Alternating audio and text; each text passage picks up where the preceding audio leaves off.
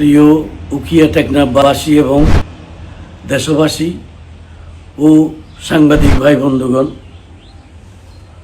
আজকে আমি একটা চিঠি হস্তান্তর আমাকে দিয়েছে পোস্ট অফিসের মাধ্যমে।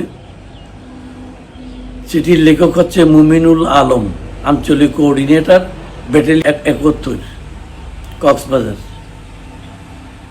চিঠিতে উনি উল্লেখ করেছেন আমি সংসদ সদস্য নির্বাচনে অংশগ্রহণ করছি, সেখানে যাতে বিরত থাকি নির্বাচন থেকে। অন্যথায় তারা আমাকে শরীফ ওসমান হাদির মতো পরিণতি ভোগ করার কথা বলেছেন। 24 ঘন্টায় আমার কিলিং স্কোয়াড আপনার নজরদারিতে আছে, এই কথাও বলেছেন।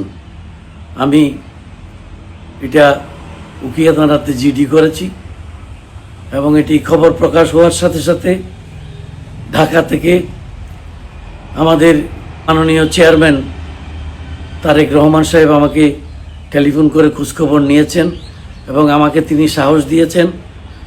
আমি বলেছি ওনাকে ইনশাআল্লাহ তাআলা আমি নির্বাচন করে যাব হয়াতমত আল্লাহর হাতে, এই কথা আমি বিশ্বাস করি এবং সকলকে আমি আমার জন্য দোয়া করতে অনুরোধ করছি। খুদা হাফেজ, আসসালামু আলাইকুম।